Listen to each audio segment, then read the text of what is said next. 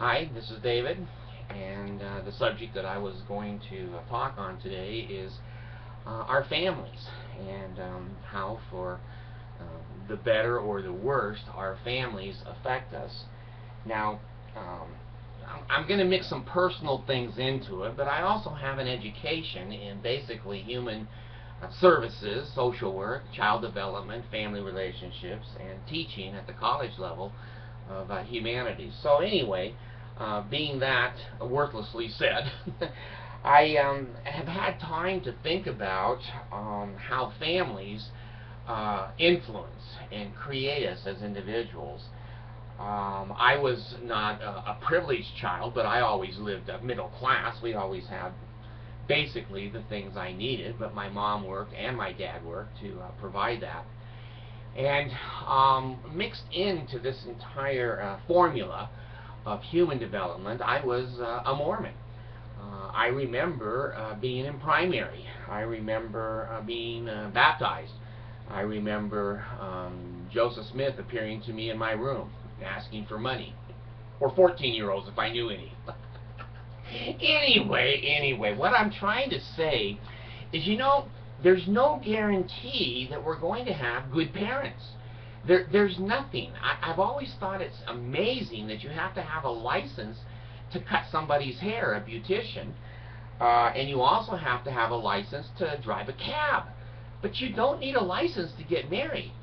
And those of us, which is all of us, who have been born out of a man and a woman relationship somewhere, are not guaranteed anything. The genes that I got from my mom, baldness, I didn't choose that. I didn't stand in line and go, give me a bald gene mommy. I didn't do that, And the other hand, I was over in the bipolar line. I go, hey, I really want to be mentally ill. Please, put me at the front of the line. Jeez, I didn't choose that. And I didn't choose what I looked like, how tall I am. I didn't go, hey, I want to be male and female. Oh, no, I'll just take male. I didn't choose my gender. It just was genetics. The old DNA helix ladder slapped me right alongside the head. Well, it has done that to other people too, and the reason I'm doing this presentation is that I want to be some kind of a voice of hope, a voice of hope. If you come from a long list of losers, get the hell out of there. Jesus. It's when you see only your family, you think that's the way the rest of the world is. A small child who comes up in a family that perhaps the mother or the father is an alcoholic, they think that basically all parents are alcoholics. When you've had the tragedy of a teenage girl growing up and she's been molested or raped by her father or brothers or whoever, she thinks that's normal.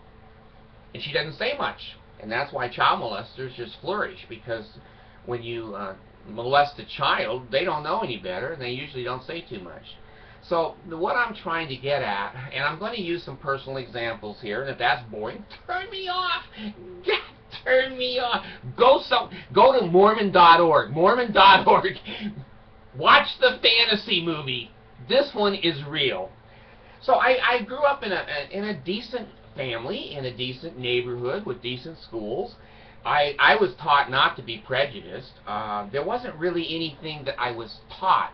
It was just known in the family that you accept everybody and that you don't make fun of people who are retarded or people who are of different skin color or different races. And I've adhered to that my whole life, and I certainly appreciate my father and my mother teaching me that. I was pretty normal, and I thought my family was pretty normal. At about, 15 or 16, I was beginning to think my dad was a little strange. Now, I don't know why I thought that. Okay, I don't know, because I was going to school and I was seeing other people interacting with their fathers, and then I compared the interaction with my father, and although my father has many good qualities, raising female children is not one of them. Being a child molester, in my opinion, is not something you put on a resume of life. Well, I didn't know that. I suspected something was wrong with the man, but I didn't think it was going to be sexual. I never thought that. And I was a freshman at BYU when I got the word from my family that my sister had run away from home and that my father had been molesting her for 2 or 3 years. Well, I was married, and I thought I was acting pretty normal in my marriage, and I think in that marriage I did. That self-delusion, perhaps. Talk to my first wife, she'd go, no, he was crazy there too. But anyway, what I'm saying is that I thought my dad was normal until when I heard this information, I go, you know, that's abnormal. There's something wrong there. Well, my mom has always been a good person in my life. She hasn't been a real nurturing and affectionate mother, but she's been there. And when I have done crazy things, many times, she just shakes her head. She doesn't disown me or dismember me. She just shakes her head. So I know I've screwed up there. Here's what I'm trying to say.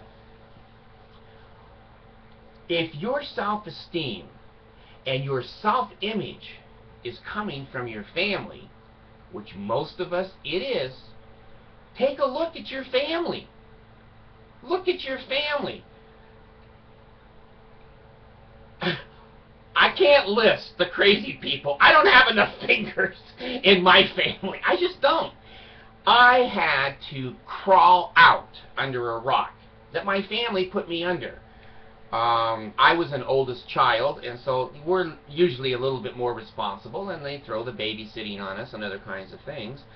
And I thought that was normal for me to be raising my baby brother, Chris, and Paul. I had Paul one day. In fact, I think I was watching the Nixon-Kennedy debates a long time ago, and Paul swallowed a piece of plastic bag from the cleaners. And he was laying in front of me, and he starts to turn blue. Well, I went over and, you know, took the bag out of his mouth and put some air in him, and he got back up and going. Now, I'm not sure that was a good thing to do, now that I know Paul. And he became a bishop. And he's like a little Hitler, little Napoleon, you know. He stands like this. He's only 3'2". I always give him crap on my videos. I know he doesn't watch them because he's a Mormon. So I have privacy. So anyway, when your mom, your dad, or your brothers and sisters, an extended family, say things about you, be careful. Be careful growing up, believing it. My family has always been extremely jealous of me. I didn't realize it was jealousy. I thought it was just me. But I'm the only one that's ever gone to college in my family, and I'm the only one that's gotten a master's degree and more, 28 units above a master's degree in my family. Now, I'm not brilliant. Good Lord, I was a C student in elementary, and junior high, I think I was a C- student. And in high school, if I didn't have, you know, the lunch job and the job in the office, I would have flunked. So I always believed I was stupid because my family said, "You'll never amount to anything." And I haven't. So maybe it was a prophecy. I don't know. But I decided in high school to go into my high school counselor. And, oh God, I can't remember her name. But anyway, I sat down with her. She says, "What are you going to do after high school?" And I said, "Well, frankly, I've been thinking of going to college." Now, I've never seen a 53-year-old woman fall off a chair laughing. That was traumatic for me. And it wasn't very encouraging. And I thought to myself, when I walked out of there, she said to me, "David, if you were the last person on earth which I thought I was at that time, you would never make it in college. I thought, oh shit, okay. I was getting ready to be an endowed Mormon. I just bowed my head and said yes. Well, I got thinking about it a little bit, and I said, well, I think I'm going to try to prove her wrong. So I applied to BYU, and they were desperate in those days for students, and they took me. Well, that was a shock to my family and a shock to me. And when I got up there, I realized I was not prepared to go to college. My father was not a college graduate. My mother wasn't. I had no idea what I was doing. And I did some crazy things up there and got in some trouble for it. And I'm being Joseph Smith now. Nothing really important like a 14-year-old. I drove my car up on campus and put BYU security go to hell. That wasn't popular there. They called me in. Threatened me, said, I will never make it in college. So I said, screw you, I'm going to try. And so I climbed up out of that family that was vindictive, hateful, and self-serving, narcissistic. I didn't know all those things till I went to college. I didn't know my family were nutballs. And I was starting to be a nutball. Many of my family think, and some of you that are writing comments still think I'm a nutball. But that's okay, because I don't. Do you know that I think it's 99.9 or 99.7 of all of the human beings in the world do not have a master's degree? Now, I'm not bragging. I'm not bragging. I'm giving you a damn fact. Okay? So now I look at myself, and every time I look out and see stupid stuff out there, I go, David, you're not stupid. These people have less education than you do. That's why they do stupid laws and make stupid things up in life, and you just have to tolerate them. So I started to develop some self-esteem. I go, hey, it was hard. I spent a lot of money in school. I spent a lot of time. And it was hard for me because I wasn't coming from a family that had prepared me to take the right classes and to encourage me. My dad gave me $10 for college. And the education I got at BYU was worth $10. Oh, I can't find my BYU degree. I don't even hang it in here. When I hang it towards the wall so no one knows it's BYU. But anyway, he gave me $10. Well, where did I get the other thousands and thousands of dollars? Some of it was student loans that I never paid back. Some of it was work, which in those days in Provo, they said if you want to make $1 million, you work 1,000,000 hours. The wage was $1 an hour in 1969, 1970, and when I got a raise to $1.05, I thought I was living large. So if you are in a nuclear family that doesn't encourage you, doesn't love you, and is jealous of you, please sit down, meditate, think about it. If you're prayerful, that's okay too, whatever, and get the hell away from them. These are toxic people. They're poisoning you. They're brainwashing you. And they're the only people that you know until you get out in the real world and you get your boyfriends and your girlfriends and you meet other families. Some are worse than your family. Many could be much better than your family. So what I try to do, and I've always done, even though the kids don't talk to me and they hate me because they're Mormons and they've been taught to shun, I've always told my girls especially how beautiful they are and that they're talented and they can be a doctor or they can be an airline pilot or they can be an astronaut. One of them wanted to be an astronaut. And my boys the same way, get a job, get a good job. A lot of people process work. You need to create work. So most of my kids own businesses and work independently of other people. They have when they were little, I got them lawn mowing jobs, and then they got their own lawnmower. I got them car washing jobs, and then they put a car wash on the back of a truck and became a mobile car wash. I've got one girl that's she's a medical transcriber, but she's also a legal stenographer.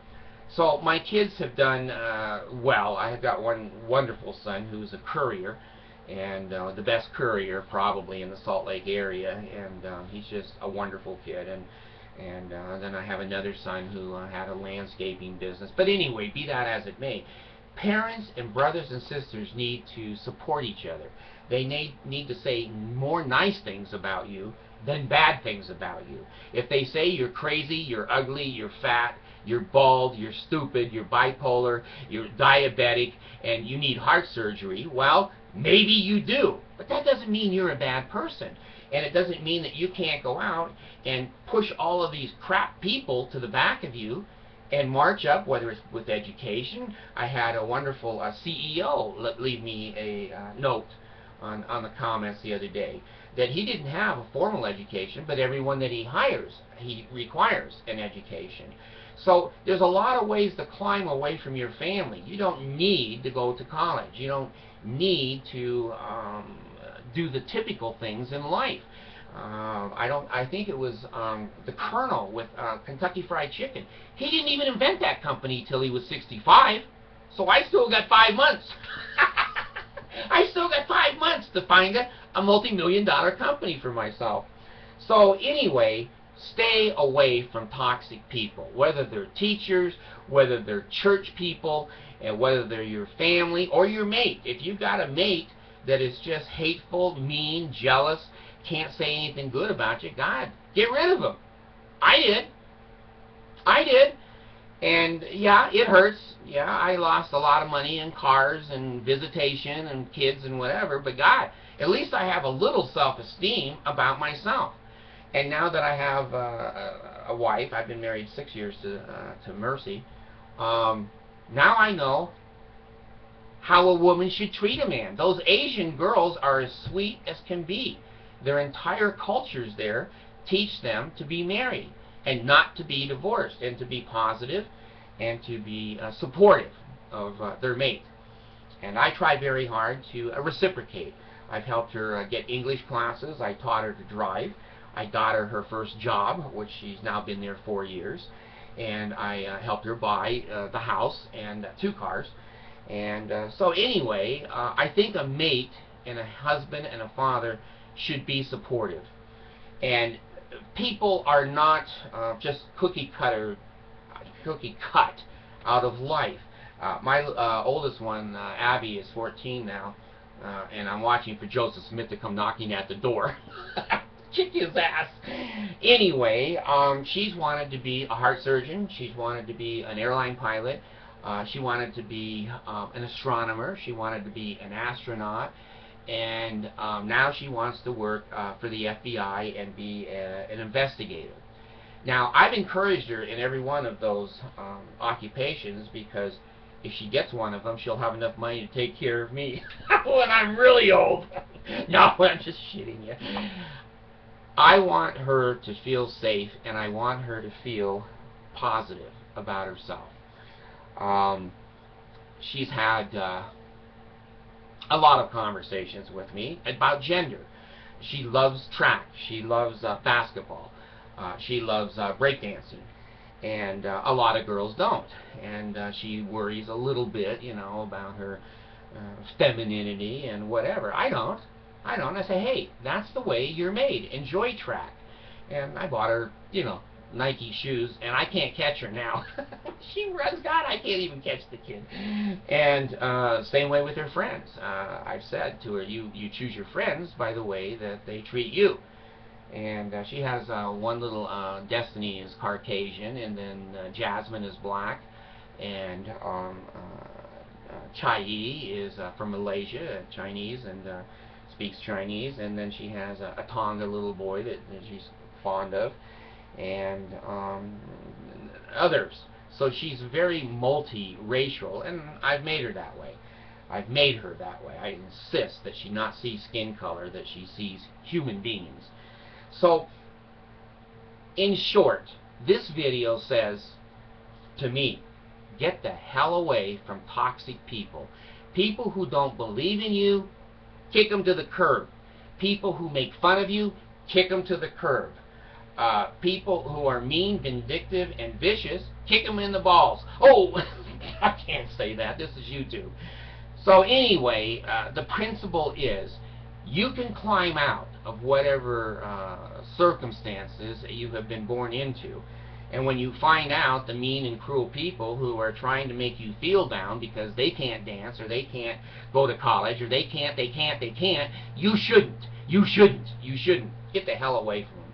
Get the hell away. Let me tell you just briefly when I got my little Abigail. Abby was 10 when I started to adopt her in the Philippines. And she never smiled.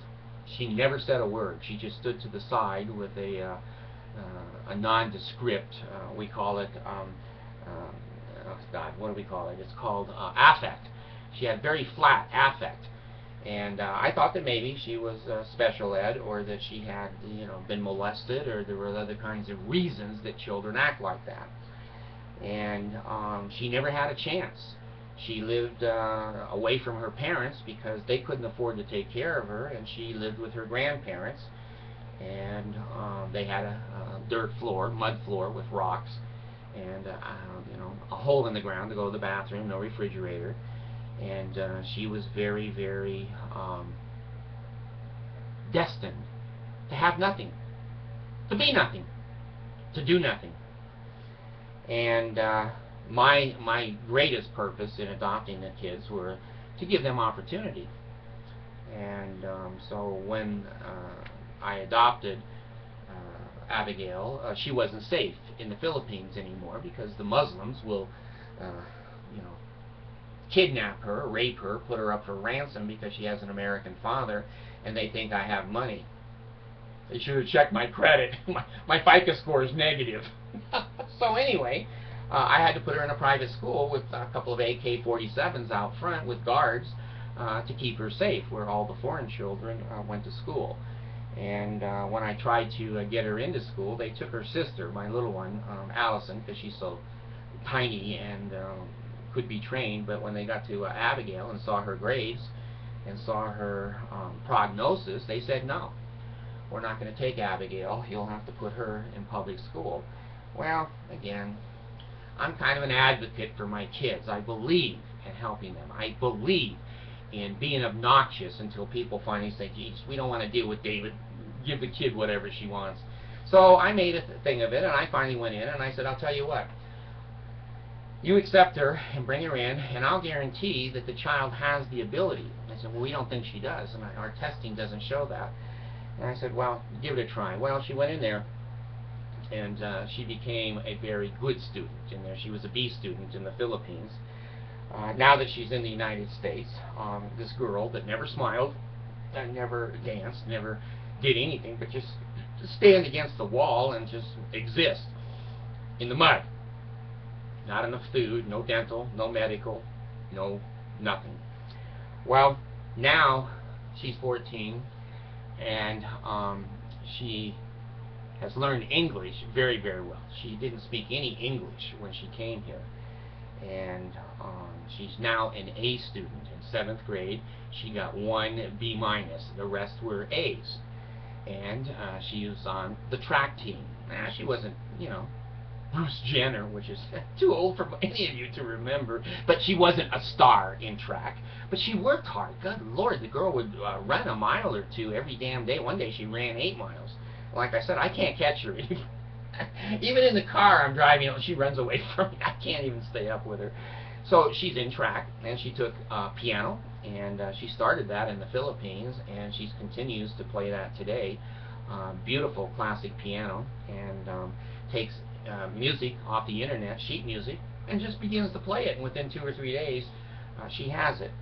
She took her breakdancing class and just really enjoyed that. I put mirrors in her room so she could watch herself, and she has an iPod now. And the other day, God, I wanted to call my mom, and I didn't have her number down at the hospital in Provo.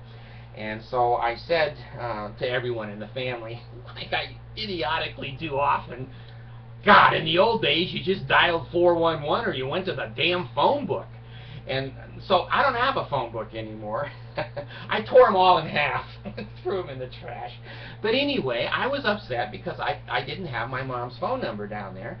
and I had to call a Mormon brother, which, you know, the phone was trembling in my hand. I was afraid he was going to jump out and try to convert me again. But anyway, I'm sitting up here in my office, and Abigail runs up, and she has her iPod.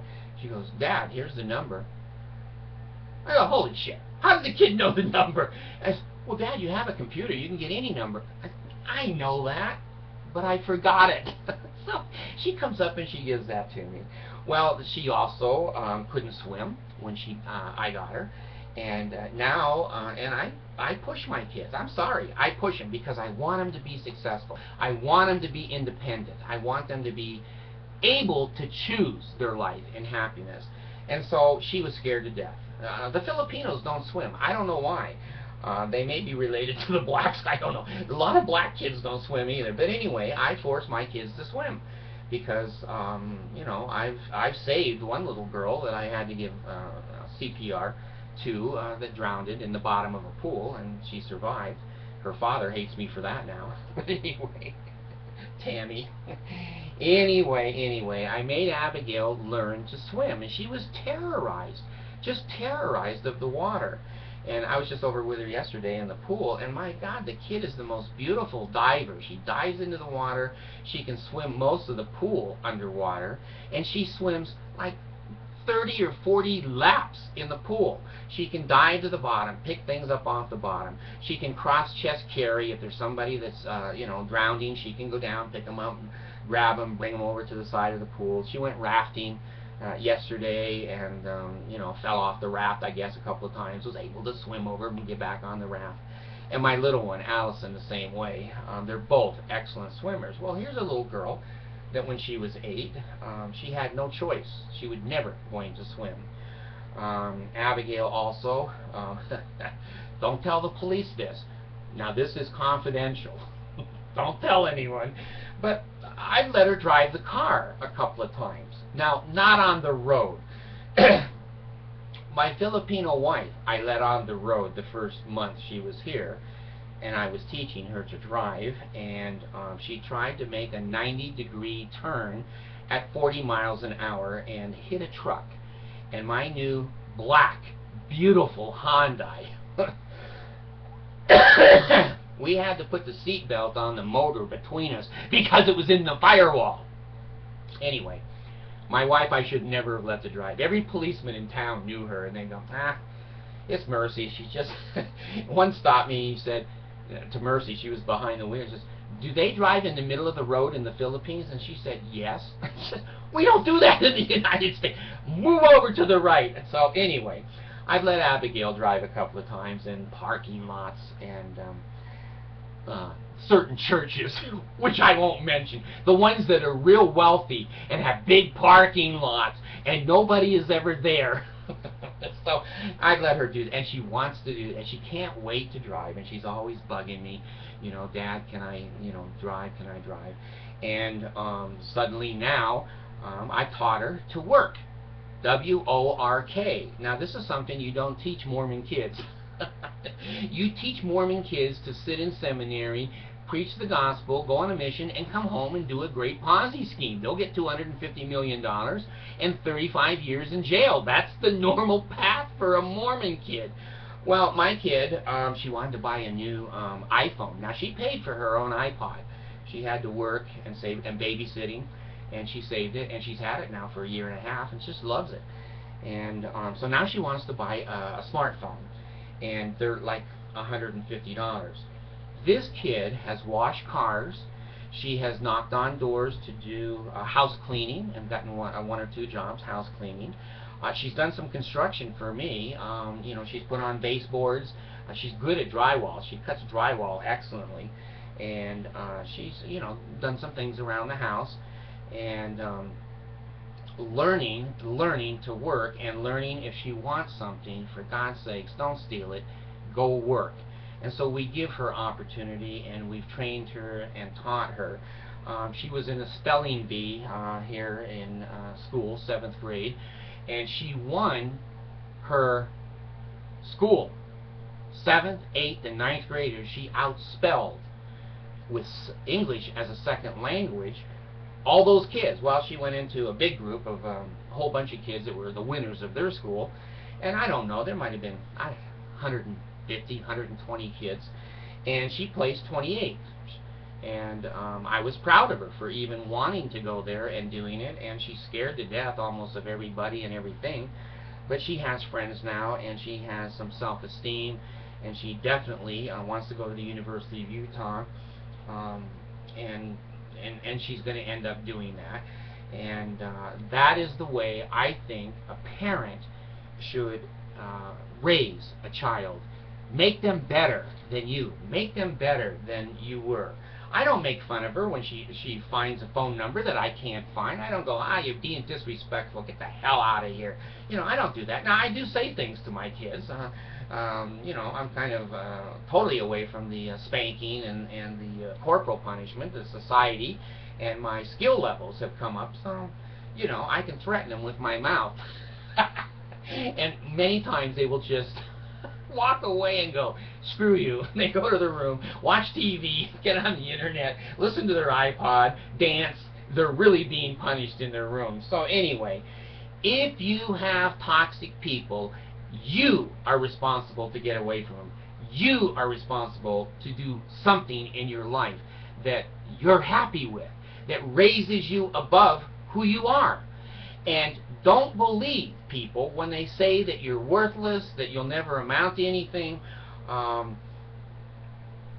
just can't emphasize enough that we can't blame our parents and blame the genetics that we got. We have got to pull ourselves up by our bootstraps, which is an old saying, and go for it. Fake it till you make it. And I hope that this video has helped somebody to go, you know what? My husband or my mother or my father, I'm moving out. They're idiots. They won't let me learn. They won't encourage me. They don't help me in any way.